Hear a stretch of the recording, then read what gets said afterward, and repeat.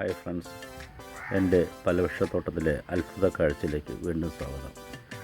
ഇത് മാതളമാണ്. മാതളം നല്ലപോലെ പൂത്തു. രാവിലെ എൻ്റെ പഴത്തോട്ടത്തിലോട്ട് വന്നപ്പോൾ കണ്ടപ്പോൾ മനസ്സിനും വല്ലാത്ത സന്തോഷം. ഒന്നല്ല, ഈ കൊച്ചു കമ്പിൽ നല്ല കാണാൻ പറ്റുന്നുണ്ടോ? ഇതൊരു ചെറിയൊരു കമ്പാണ്. 2, 4, 6, 8, 10, 12, 14, 14 10, 15 എണ്ണമുണ്ട്. അപ്പോൾ ഈ കമ്പിൽ ഒരെണ്ണം പിടിച്ചാൽ തന്നെ അത് താങ്ങാനുള്ള ശക്തിയില്ല. ഇതുപോലെ ഈ ക്യാമറയിൽ കാണുമ്പോഴത്തേക്ക് വലുതാണെന്ന് കരുതരുതേ. വേറെയും ഒരുപാട് നല്ല വലുത് മനസ്സിന് വല്ലാത്ത സന്തോഷം. ഇത് കംപ്ലീറ്റ് ചെയ്യുന്നത് നമ്മളെ ജൈവവളങ്ങളാണ്.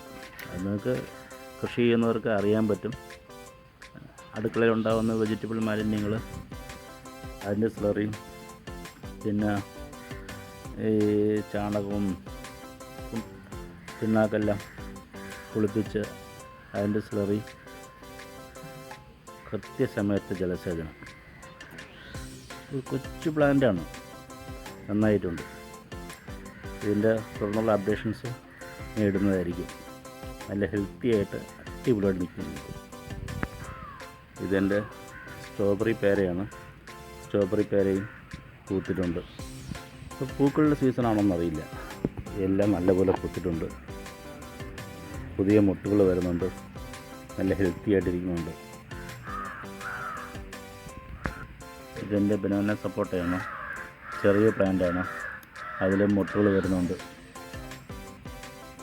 കൊച്ചു പ്ലാന്റാണ്. ഇത് ഞാൻ ഇടയ്ക്കിടയ്ക്ക് കാണിക്കാറുള്ളത് തന്നെയാണ്.